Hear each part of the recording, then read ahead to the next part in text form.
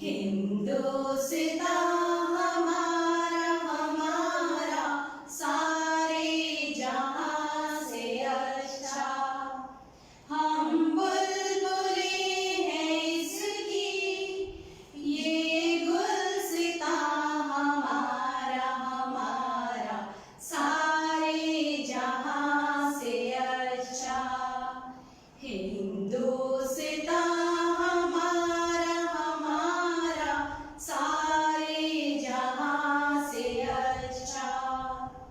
मज़हब नहीं सिखाता आपस में बैर रखना, मज़हब नहीं सिखाता आपस में बैर रखना।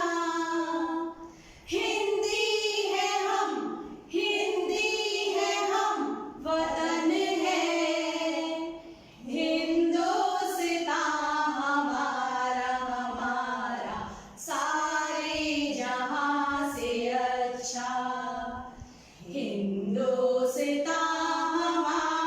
हमारा सारे जहां से अच्छा। जय हिंद।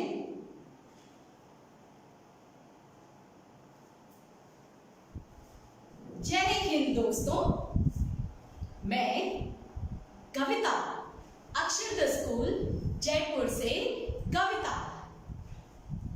नमस्ते दोस्तों, मैं शिखा अक्षरदा स्कूल जयपुर से आपकी दोस्त शिखा। जय हिंद दोस्तों, मैं रुचि अक्षरदा स्कूल जयपुर से।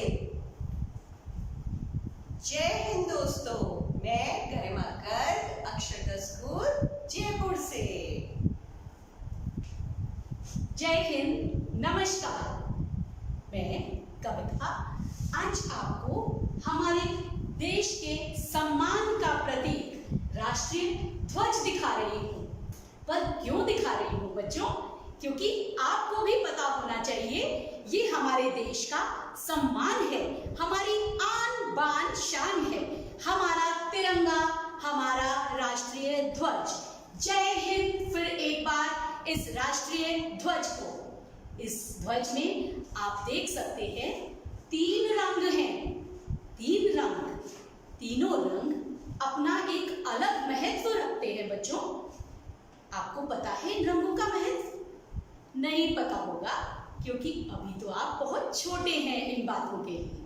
पर आज मैं आपको इस राष्ट्रीय ध्वज की महानता और इसके महत्व के बारे में बताऊंगी। इसके तीनों रंगों के महत्व के बारे में हम सब मिलकर आपको बताएंगे। तो शुरू करते हैं दोस्तों।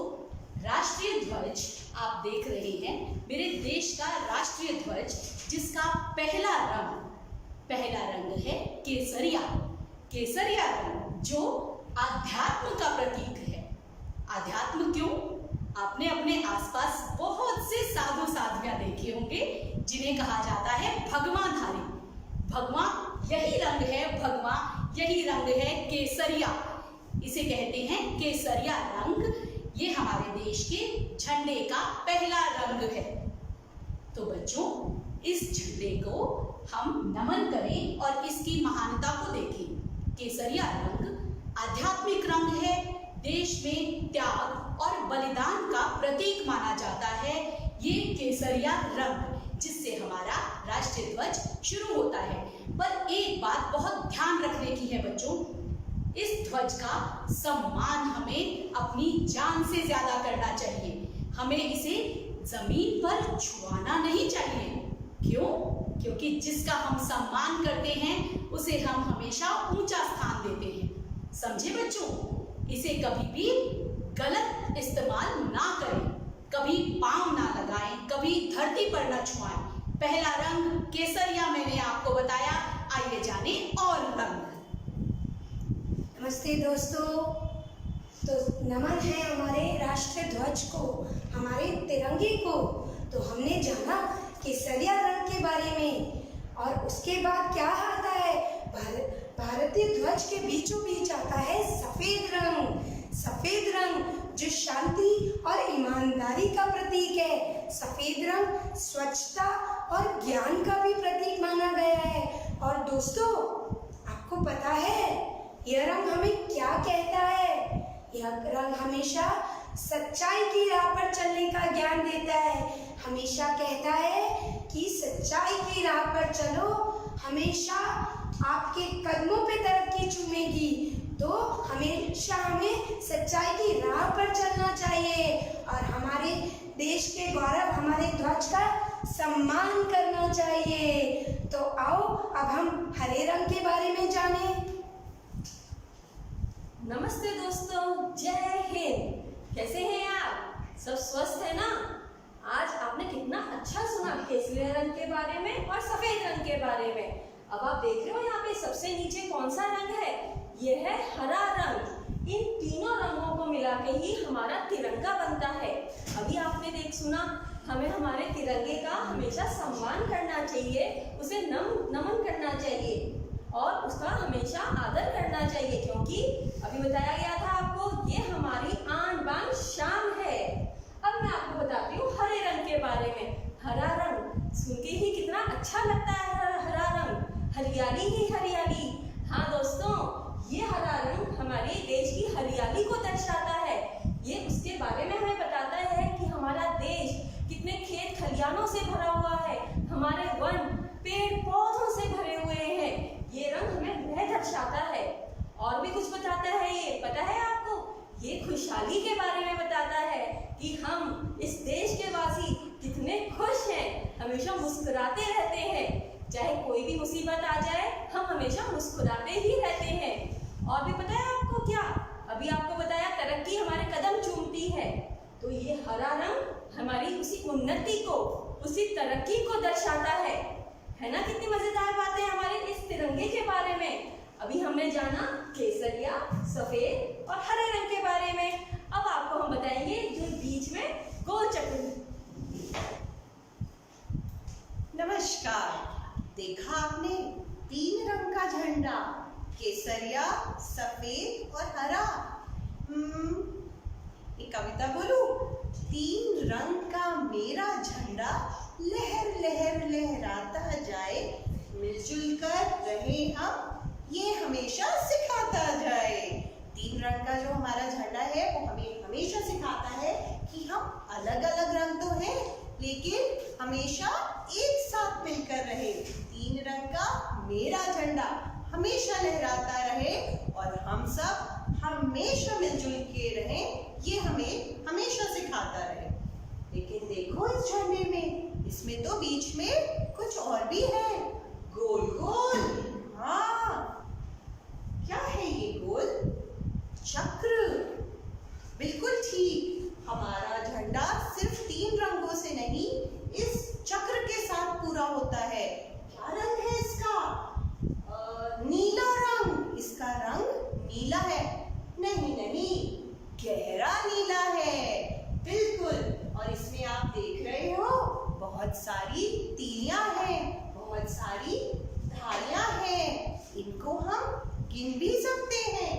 एक एक एक एक।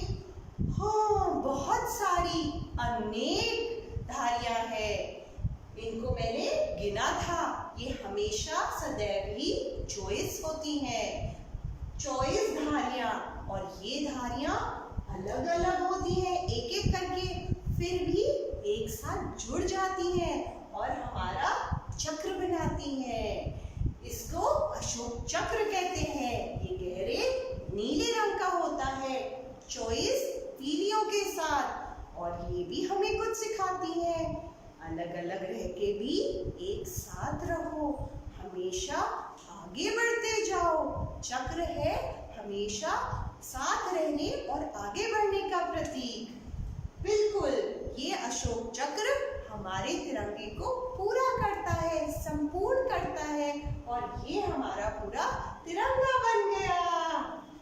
देश मेरे देश, देश मेरे देश, तेरे झंडे को सलाम है। देश मेरे देश, तेरे झंडे को सलाम है। हमें गर्व है तुझको, तुझ पर तेरे झंडे को सलाम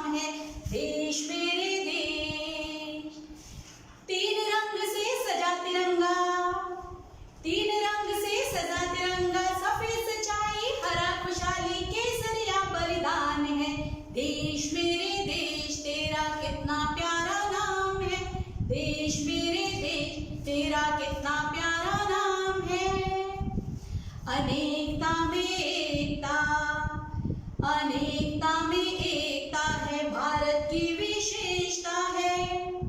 अनेकता में एकता है भारत की विशेषता है। सुबह यहाँ की सदा नई, हर सदा नई यहाँ की शाम है।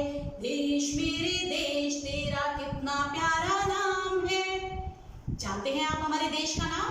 हमारे देश का नाम है भारत। बहुत सुंदर नाम, भारत, हिंदुस्तान, हमारा प्यारा भारत। जय हिंद दोस्तों, जय भारत, जय हिंद। विजयी विश्व तिरंगा प्यारा, झंडा ऊंचा रहे हमारा। विजयी विश्व तिरंगा प्यारा,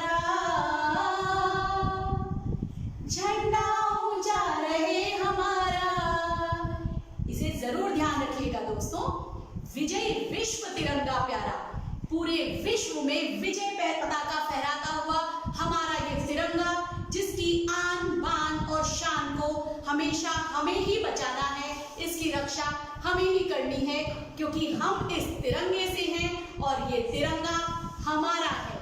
हमारी आन बान शान का प्रतीक हमारा तिरंगा बहुत सी चीजें अपने आप में समेटे हुए, बहुत से रंग अपने आप में समेटे हुए और बहुत ही सुंदर हमारे देश का तिरंगा। जय हिंद गरिमा जी। जय हिंद। आज आप क्या कर रही हैं? कहानी सुनाऊंगी आज अपने देश की शान में। एक ऐसी कहानी जिससे हम एक बहुत अच्छा सबक लेंगे, जिससे हम ये जानेंगे एक एक एक करके हम क्या कर सकते हैं। सुनोगी ना वो कहानी? जी जरूर। चलो शुरू करें। जी। हम सभी जन एक हैं, ये मेरी कहानी का विषय है। हम इसके बारे में बात करेंगे। हम कितने अलग अलग दिखते हैं ना कविता? बिल्कुल। तुम अलग दिखती हो, मैं अलग, हमारा देश अलग, हमारी भाषा अलग। ये तो मैंने कभी सोचा ही नहीं, पर हाँ ये सच्चाई है। हम अलग अलग दिखते हैं, बिल्कुल अलग। लेकिन हम सब फिर भी एक हैं। हम सब कौन हैं? हम हाँ। सब एक हैं। हिंदुस्तानी हैं। हम जी। सब एक हैं। आज मैं उस पे ही कहानी सुनाऊंगी। देखो ये क्या है? सूरज। हाँ, कैसा? पीला, पीले रंग का सूरज, चमकीला। दिन का उजाला लाता है सूरज। और कितने सूरज होते हैं? बताओ। मैंने एक देखा। आसमान में देखे हैं ना? हाँ। कितने? 3, 4, 5? नहीं, मुझे अभी तक सिर्फ एक सूरज दिखाई दिया। बिल्कुल ठीक देखा तुमने, एक सूरज। और ये देखो, ये क्या? ये तो मेरे प्यारे चंदा मामा। बिल्कुल। और क्या ये दिन में होते हैं उजाले में? नहीं। सूरज की गर्मी में उजाले में होते हैं क्या ये? नहीं। नहीं, ये तो आते हैं रात को अंधेरे में। जब सूरज चाचा सोने चले जाते हैं तब आते हैं चंदा मामा। हाँ। तो क्या देखा? सूरज एक, चंदा एक, और तारे अनेक। अनेक। कैसे बने अनेक? एक एक एक एक एक, बहुत सारे अनेक। अच्छा, मतलब तारों को अनेक भी कहते हैं? नहीं कविता, अनेक नहीं कहते। जब एक एक एक, अच्छा रुको मैं बताती हूँ। एक उंगली, एक उंगली, एक उंगली, एक उंगली, एक उंगली, तो ओ, अब समझी कितनी मैं। सारी उंगली बनी? हाँ। अनेक उंगली। एक एक एक, ऐसे अगर सब उंगलियां देखूं तो बन गई अनेक। वाह। बिल्कुल हिंद ठीक। देश के निवासी सभी जन एक है। हिंद देश के निवासी सभी जन एक है। रंग रूप वेश भाषा चाहे अनेक है। रंग रूप वेश भाषा चाहे अनेक है। एक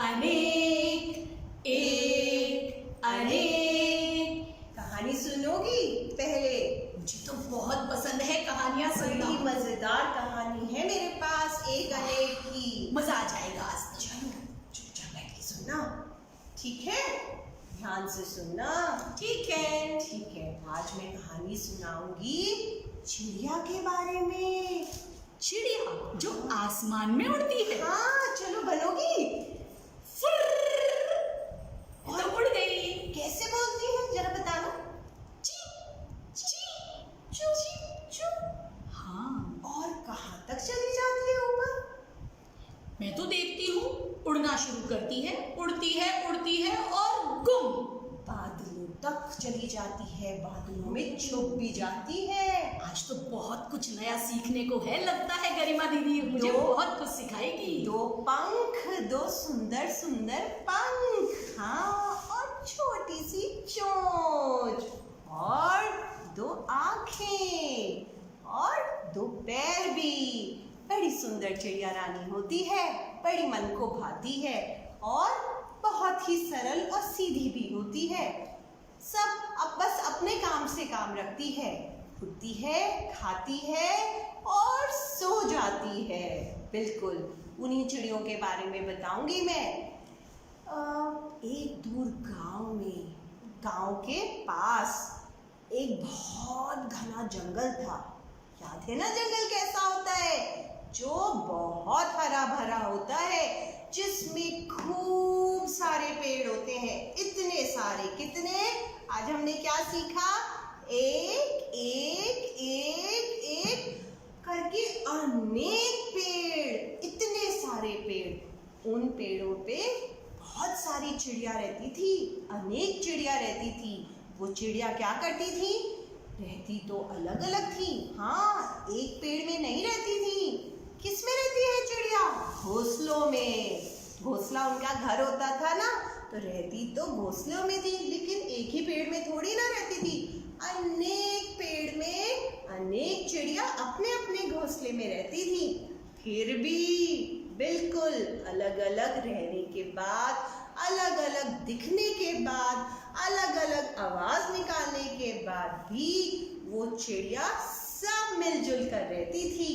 कैसे रहते हैं मिलजुल कर? ऐसे, सिर्फ कहने से नहीं, लड़ते नहीं हैं, एक दूसरे की मदद करते हैं, एक दूसरे का ध्यान रखते हैं, एक दूसरे का हाथ बटाते हैं। बिल्कुल इतनी ही समझदार और अच्छी चिड़िया थी वो, और एक साथ रहती थी। एक दिन क्या हुआ? कब उठती है चिड़िया? कब? जैसे ही सूरज आ जाता है, वैसे ही हम सबसे पहले किसकी आवाज सुनते? सोचो, ची ची ची ची ची ची। सुंदर सुंदर आवाजें आने लगती हैं सूरज के आते ही। तभी हमारी चिड़िया रानी उठ जाती है, और उठ के क्या करती है? ठीक समझे, अपने को पहले सुंदर बनाती है, और उसके बाद उसको क्या चाहिए खाने के लिए? खाना, दाना। क्या खाती है? छोटे छोटे कीड़े मकोड़े भी खा लेती है, और दाना भी खाती है।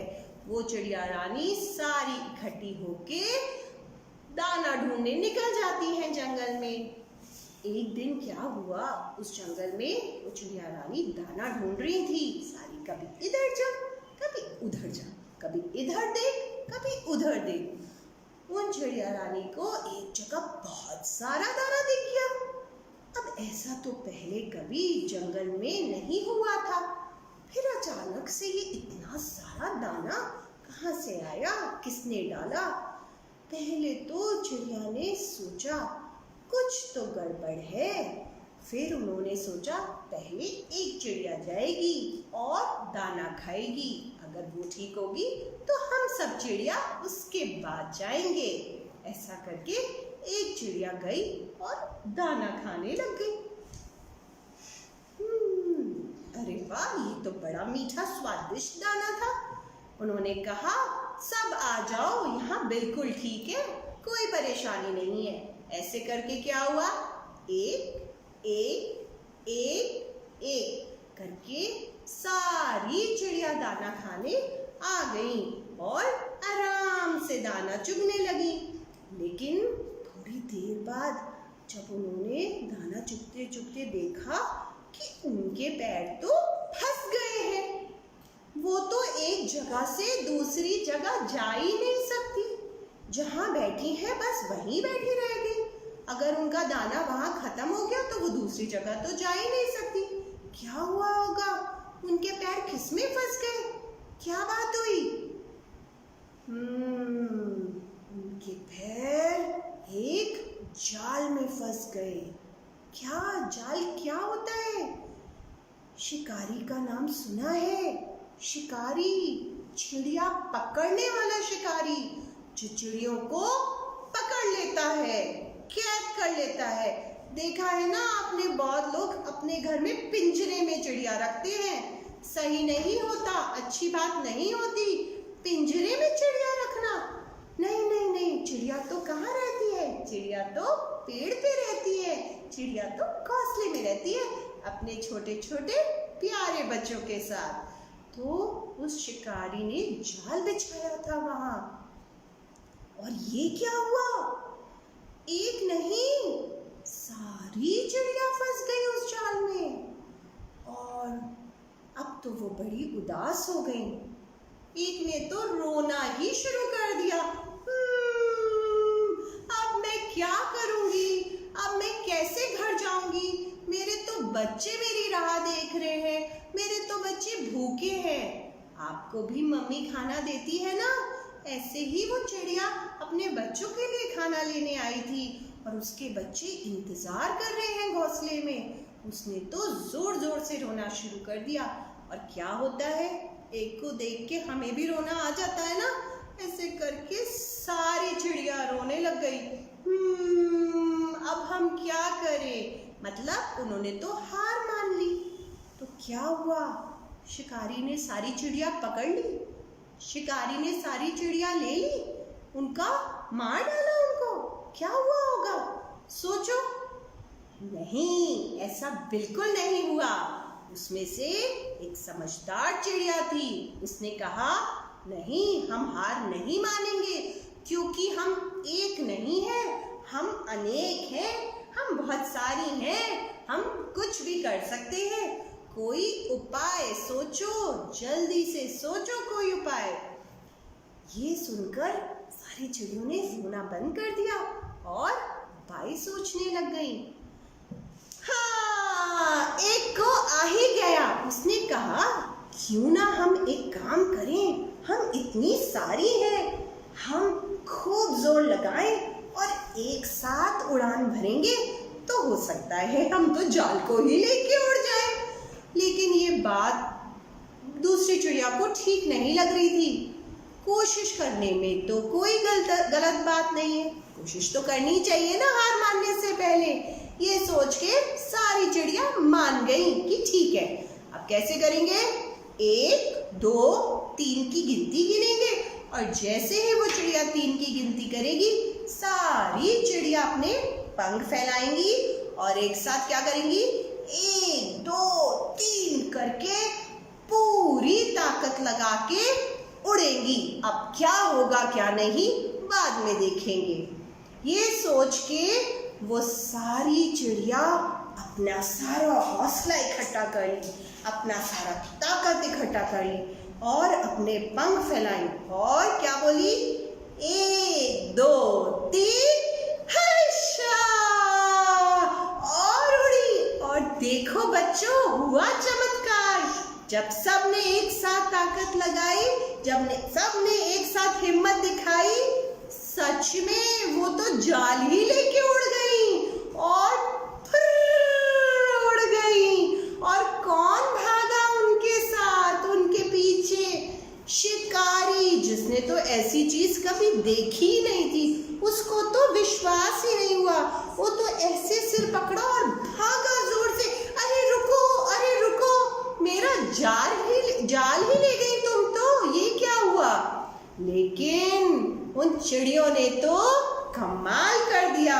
उन चिड़ियों ने तो कैसे कमाल किया? एक से अनेक जब हो गए तो उन्होंने दिखा दिया कि वो कुछ भी कर सकते हैं। लेकिन क्या करें? अब क्या जाल से अलग अलग हो सकती थी? क्या अपने अपने घर जा सकती थी? नहीं, फंसी हुई तो अभी भी थी, जाल में अटकी हुई तो अभी भी थी। और क्या वो जाल को हटा पाई? नहीं, लेकिन एक और उपाय तो आ ही सकता है ना। बिल्कुल, किसका आया? एक और चिड़िया को आया अब इस बार। क्या कि उनके तो दोस्त कौन थे? चूहे। और चूहों के दांत देखे हैं क्या कभी? कैसे नुकीले, कैसे पैने और कैसे खाते हैं? कुतर कुतर कुतर। और कहीं पे भी रहते हैं, बिल में, हमारे घर में, सब जगह चूहे होते हैं। और मैं तो उनको नटखट चूहे भी कहती हूँ। नटखट चूहे कभी इधर फुदकते हैं, कभी उधर फुदकते हैं और कुतर कुतर कुतर कुतर कुतर सब खा जाते हैं। उन चूहों की याद आई उन चिड़ियों को और जल्दी से गई और उन चूहों को बुलाया, प्रिय दोस्तों आ जाओ, हमें अब मदद करो। फटाफट चूहों ने अपने पैने दांत से उनका सारा जाल काट दिया और जो बिल्कुल असंभव था, जो बिल्कुल नामुमकिन था कि वो उस दिन बच पाती, वो चिड़िया खुशी खुशी अपने अपने घर लौट गई। क्या ये एक चिड़िया होती तो हो सकता था? सोचना। और क्या अगर सारी चिड़िया मिलके भी अलग अलग अलग अलग रहती और अलग अलग समय उड़ान भरती तो ये हो सकता था क्या? ये बात भी सोचना कि क्या जब हम मिल जाते हैं, कैसे मिल जाते हैं? एक उंगली, एक उंगली, एक उंगली, एक, और ये अनेक उंगलियां जब एक बन जाती हैं, हाँ, ये क्या बन जाता है? मुट्ठी। कविता कैसी लगी? कहानी बहुत अच्छी और सीख बहुत अच्छी। मुझे तो बहुत अच्छे से समझ आया कि अनेक जब एक हो जाते हैं तो कितना मजा आता है और कितने बड़े बड़े काम हो जाते हैं। बड़े काम, यहाँ तक तो चिड़िया ने अपनी जान भी बचा ली शिकारी से। बिल्कुल, क्या बात है, ऐसी अनेकता, ऐसी एकता। पर ये तो मैंने हमारे देश के बारे में भी बहुत सुना और देखा है। हमारे देश में भी अनेकता है, हमारे देश में भी एकता है, आपकी कहानी की तरह। जैसे सूरज एक, चंदा एक, तारे अनेक, पर वो अनेक होकर भी आसमान में जब एकता दिखाते हैं तो बहुत खूबसूरत लगते हैं। सूरज एक, चंदा एक, तारे अनेक। वाह, कितना सुंदर संगम। ऐसा ही संगम हमारे देश में भिन्नता में एकता का। क्यों? अलग अलग भाषाएं, हिंदी, गुजराती, मराठी, मारवाड़ी, बंगाली, कन्नड़, न जाने कितनी, कुछ के तो मुझे नाम भी नहीं पता और शायद मेरे दोस्त भी नहीं समझ पाएंगे कि दीदी क्या क्या क्या बोलती जा रही है। पर है, बिल्कुल यही है। वेशभूषा अलग, भाषा अलग, यहाँ तक कि चेहरे अलग, पर देश में एकता, हिम्मत, ताकत, देश के प्रति सम्मान हमारा वही। हम जब एक हो जाते हैं तो देश के लिए अपनी आन बान शान, देश को समझते हुए कुर्बान होने तक को तैयार रहते हैं। हाँ, कितना सुंदर गाना है ना वो कविता। हिंद देश के निवासी सभी जन एक है, रंग रूप वेश भाषा चाहे अनेक है। एक अनेक, एक अनेक। मुझे तो इन शब्दों में भी संगम लगता है। अनेक, अनेक में भी एक छिपा है। कितना सुंदर संगम। देखिए हम सब कैसे अनेक, पर हम हैं अक्षर स्कूल के लिए एक। हमारे राष्ट्र के प्रति सम्मान को हमारे दिलों से कोई नहीं मिटा सकता। हमारे देश में राष्ट्रीय प्रतीक भी हैं, बहुत सारे राष्ट्रीय प्रतीक, जिनकी वजह से हमारा देश अपनी भिन्नता के लिए और अपनी एकता के लिए पहचाना जाता है।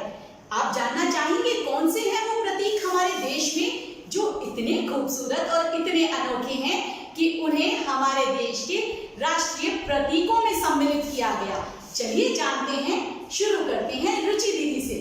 जय हिंद दोस्तों, आ गए आप लोग वापस? आप तो कहीं गए नहीं थे, शायद मैं ही कहीं चली गई थी। देखो मैं आपसे फिर मिलने आई हूँ। अभी आपने देखा था ना तिरंगे में क्या था? अशोक चक्र। आपको बताया था गहरे नीले रंग का अशोक चक्र, जो हमारे राष्ट्र का एक प्रतीक है।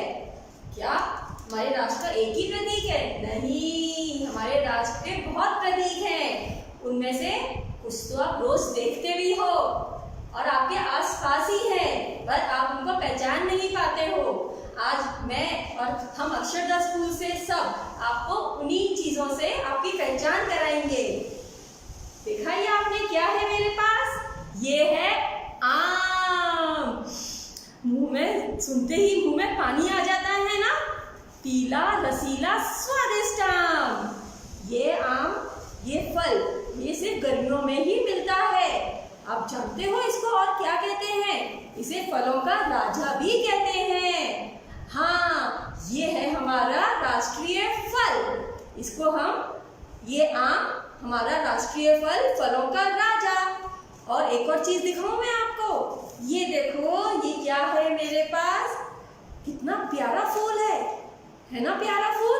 आपने देखा है ना आपके पास कितने रंग बिरंगे फूल होते हैं, मगर आपने कभी गौर किया है इस फूल की तरफ? ये फूल है कमल। ये कमल का फूल है। ये हमारा राष्ट्रीय फूल है। इसे राष्ट्रीय पुष्प भी कहते हैं। आप जानते हो इस फूल के बारे में? ये फूल जब ये सूरज की किरणें आती हैं तो ये ऐसे सुंदर सुंदर कलियों में ऐसे खिल जाता है। जब वो सूरज की किरणें चली जाती हैं तो ये ऐसे बंद हो जाता है। जैसे हम अपने अपने घरों में चले जाते हैं सोने के लिए, ये भी ऐसे बंद हो जाता है। इसकी और भी मजेदार बातें हैं, आपको बताऊं मैं। ये देखो कितना सुंदर है ना ये फूल। इसकी मजेदार बात ये है, जानते हो दोस्तों ये कहाँ पे खिलता है? ये कीचड़ में खिलता है। कीचड़, ओहो, नाम सुनते ही ऐसा लगता है ना, कीचड़, गंदगी। पर देखा दोस्तों आपने, यह फूल कीचड़ में खिल के भी कितना सुंदर है ना? कितना सुंदर, कितनी खिली खिली कलियां हैं इसकी। तो बच्चों, इसी की तरह हमें भी अपने आसपास जितनी भी अच्छाइयां हैं उनको अपनाकर इस फूल की तरह ऐसे खिलते रहना चाहिए और महक को फैलाते रहना चाहिए। अब आप और जानोगे और दूसरे राष्ट्रीय प्रतीकों के बारे में?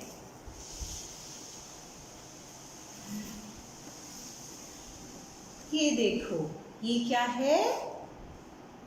क्या जंगल का राजा? शेर?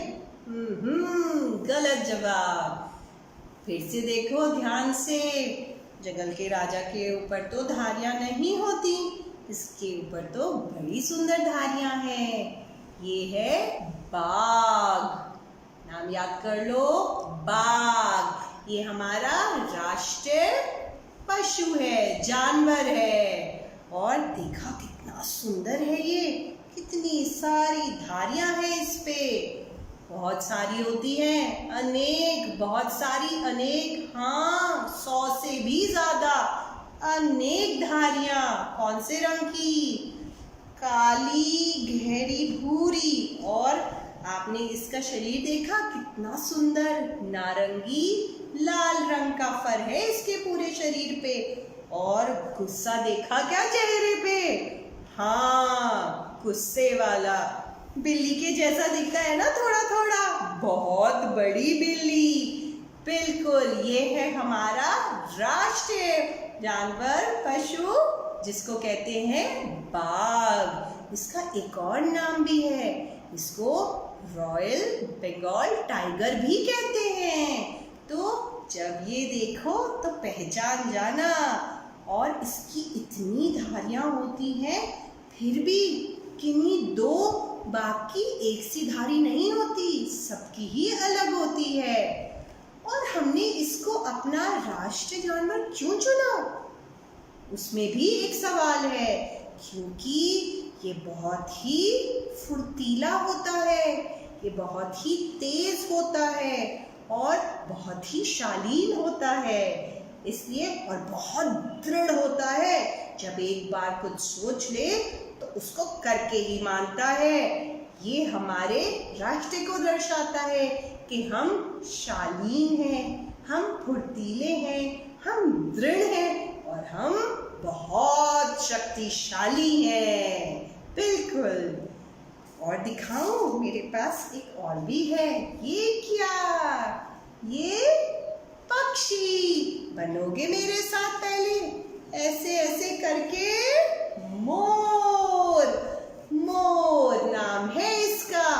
बड़ा सुंदर है ये। कौन से रंग का है? नीले रंग का। और इतने सुंदर पंख तो किसी के हो ही नहीं सकते। इसको चिड़ियों का राजा कहते हैं, पक्षियों का राजा मोर।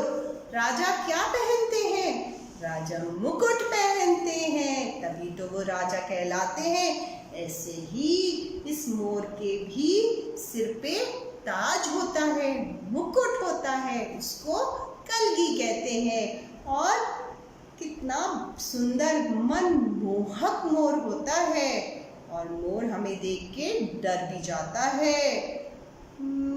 बच्चों, कभी देखना, छत पे आ जाता है मोर, और अगर हम शोर मचाते हैं ना तो वो झट से उड़ जाता है और पेड़ों में छुप जाता है। तो कभी अगर तुम्हें दिख जाए मोर तो शोर नहीं करना, वो हमें कोई नुकसान नहीं पहुंचाता। आराम से देखना, ध्यान से देखना, बड़ी खुशी होगी। और मोर को क्या पसंद है? बारिश, पानी, झमाझम बारिश पसंद है मोर को। जैसे ही बादल गरजते हैं वैसे ही मोर अपने पंख खोल लेता है और सुंदर सुंदर नाच दिखाता है, जो हमारे मन को बिल्कुल खुश कर देता है और कुहू कुहू की आवाज निकालता है। ये है हमारा राष्ट्र पक्षी मोर, मयूर। अब दोस्तों, ये क्या है? पहचानो जरा, करो कोशिश, क्या है ये?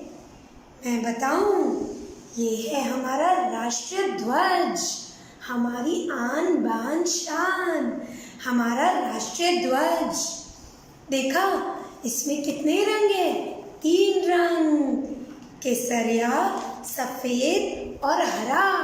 और इन तीनों रंगों के साथ कौन मिल जाता है? अशोक चक्र। वो हमारे इस तिरंगे को पूरा करता है। हमें अपने तिरंगे का सम्मान करना चाहिए। हमें इसके गौरव की रक्षा करनी चाहिए। इसे कभी जमीन पर नहीं रखना चाहिए। हमें हमेशा इससे अपने ऊपर जगह देनी चाहिए। इसे और क्या कहते हैं? करो याद, तिरंगा। हमारे देश का गौरव, हमारी शान, हमारा तिरंगा। हमारे प्रधानमंत्री इसे फहराते हैं ना, 15 अगस्त, 26 जनवरी। हाँ, ये वही तिरंगा है। और एक और चीज देखोगे बच्चों, ये क्या खेल है? अरे, ये क्या कर रहे हैं? आया कुछ समझ में? मैं बताती हूँ। ये खेल रहे हैं हॉकी। हॉकी क्या है? हॉकी एक खेल का नाम है। हाँ, हॉकी भारत का राष्ट्रीय खेल है। हालांकि ये खेल खेला और भी देशों में जाता है, लेकिन ये हमारे देश का राष्ट्रीय खेल है। इसे राष्ट्रीय खेल कहा जाता है। पता है क्यों? क्योंकि हमारे देश ने कई बार इसमें स्वर्ण पदक जीता है, इसलिए ये हमारे देश का राष्ट्रीय खेल कहलाता है। ये खेल घर के बाहर मैदान में खेला जाता है। आपको पता है, इसमें एक स्टिक की जरूरत पड़ती है। हाँ, हॉकी छड़ी। ये हॉकी की छड़ी होती है। इसको हॉकी स्टिक भी बोलते हैं। इसमें 11 खिलाड़ी होते हैं और 2 टीमें, दोनों टीमों में 11-11 खिलाड़ी। हाँ, और सबके पास एक एक छड़ी, और पूरे खेल में सिर्फ एक छोटी सी गेंद। आया समझ में? 11 खिलाड़ी मिलकर उस गेम के लिए खेलते हैं। उन्हें बहुत मजा आता है। और ये कौन सा खेल है? क्या बोलते हैं? इसे बोलते हैं हॉकी, जो एक हॉकी स्टिक, हॉकी की छड़ी और गेंद के साथ खेला जाता है। कितने खिलाड़ी एक टीम में? 11, पूरे 11। 10 और एक मेरा मुंह, 11। कितने? 11 खिलाड़ी। 10 के पास छड़ी, पूरे 11 के पास छड़ी और एक गेंद। तो हमारा राष्ट्रीय खेल कौन सा है दोस्तों? हॉकी। हॉकी हमारा राष्ट्रीय खेल है। हाँ, तो दोस्तों और राष्ट्रीय चिन्हों के बारे में जानना चाहोगे? देखते हैं और कौन से राष्ट्रीय चिन्ह होते हैं। यही तो हमारे देश की विशेषता है। राष्ट्रीय चिन्हों में केवल न पशु, न पक्षी, न फूल, न खेल, बल्कि यहाँ तक एक वृक्ष भी है जो हमारे देश की विशेषता है। आप जानते हैं कौन सा वृक्ष? वो वृक्ष है बरगद, जिसे वट भी कहा जाता है। वट वृक्ष सुना है ना माँ से? जब माँ व्रत में, तीज त्योहारों में इस वृक्ष की पूजा करती है, क्योंकि इस वृक्ष का अपना आध्यात्मिक महत्व है और अपने अंदर बहुत सारी विशेषताएं समेटे हुए हैं। आप देख पा रहे होंगे इसमें से ये लंबा लंबा क्या नीचे आ रहा है। मैं बताती हूँ क्यों है ये इतना विशाल, क्यों है ये इतना विशेष। बहुत बड़ा विशालकाय वृक्ष होता है बरगद का, यानी वट का वृक्ष। हमारे हिंदू दर्शन में इसे बहुत पवित्र माना जाता है और तीज त्योहारों में, बल्कि मैं कहूँ इसके लिए तो एक विशेष व्रत किया जाता है जिसे वट सावित्री वृक्ष की पूजा के लिए वट सावित्री व्रत कहा जाता है। समझे आप? वट वृक्ष की ही पूजा होती है केवल उस व्रत में, और यह लंबी आयु का प्रतीक माना जाता है क्योंकि इस वृक्ष की स्वयं की आयु बहुत लंबी होती है। इसकी पूजा क्यों करते हैं? ताकि भगवान हमें इस हरे भरे विशाल वृक्ष की तरह लंबी आयु प्रदान करे।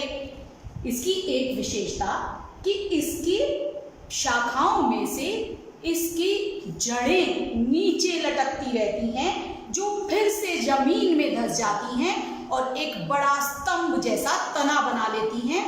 तो इसीलिए ये इतना हरा भरा, इतना विशाल होता है, क्योंकि ये शाखाओं में से निकली जड़ें जब वापस जमीन में जाएंगी तो एक बड़ा खंबा बना लेंगी। पर है तो वो उसी एक वृक्ष का अंग ना, तो ये वृक्ष बहुत ही विशाल है। अब आप जानते हैं हमारे देश का एक विशेष गान भी है, गान जन गण मन। पर हमारे देश का एक विशेष गीत भी है, राष्ट्रीय गीत। राष्ट्रीय गीत हमारे लिए बहुत सम्मानजनक है, जिसे हम वंदे मातरम के नाम से जानते हैं। वंदे मातरम सुजलाम सुफलाम मलयज शीतलाम शस्य श्यामलाम मातरम वंदे मातरम शुभ्र ज्योत्स्ना पुलकित यामिनी फुल्ल कुसुमित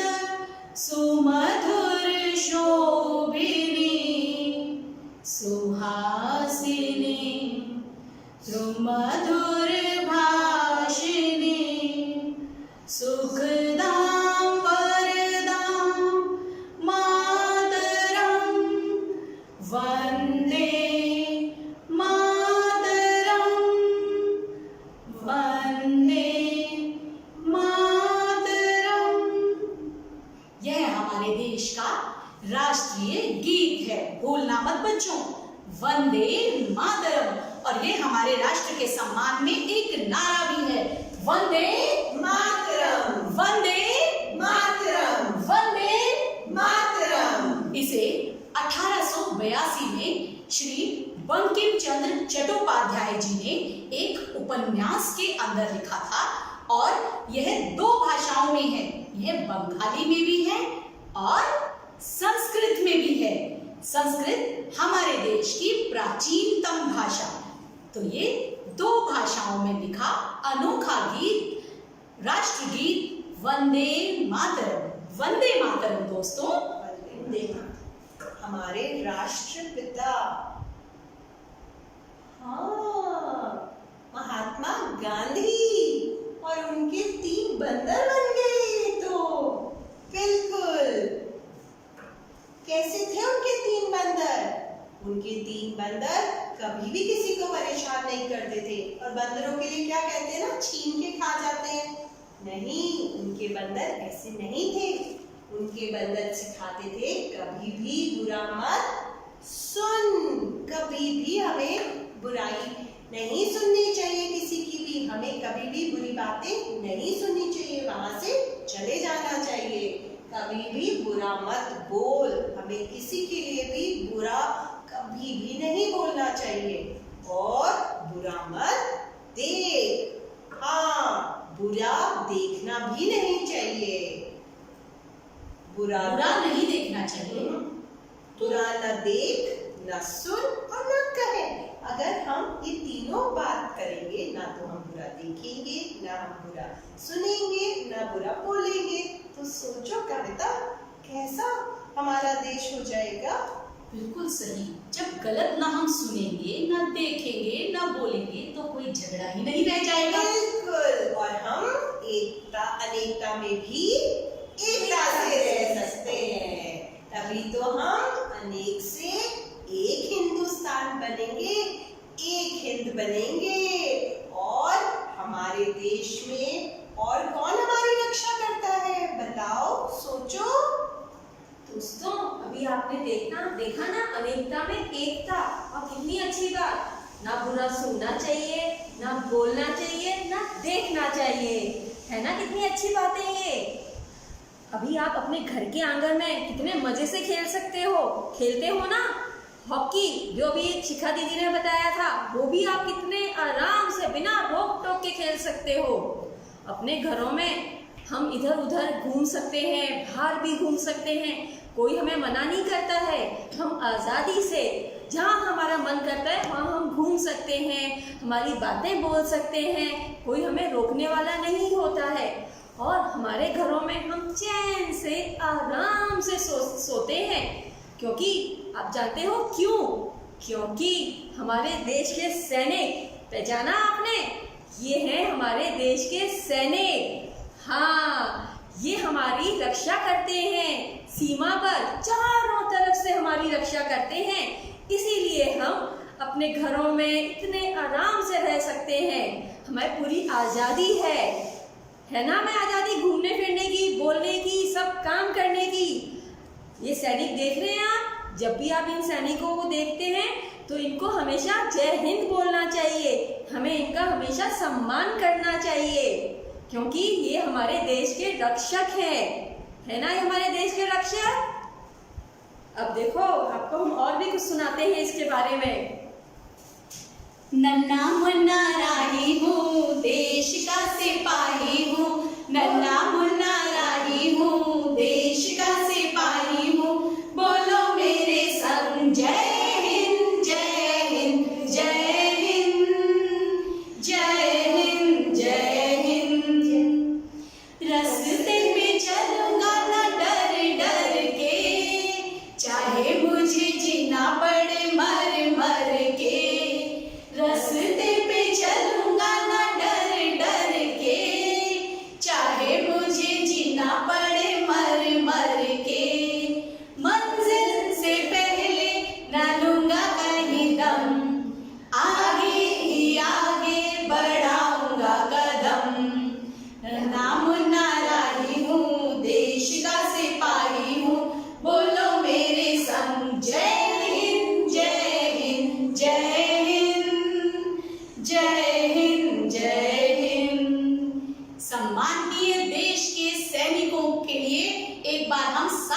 मिलकर कहेंगे जय हिंद। इतना सम्मान भर जाता है सैनिकों का नाम आते ही हमारे मन में कि हम सराबोर हो जाते हैं हिम्मत से, एक ताकत आ जाती है।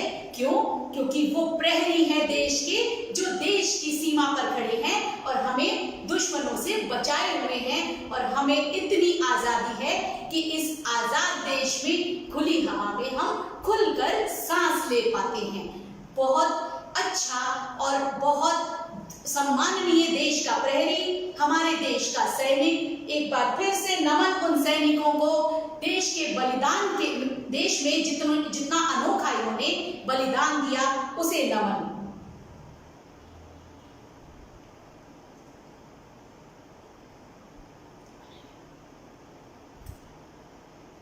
जय हिंद।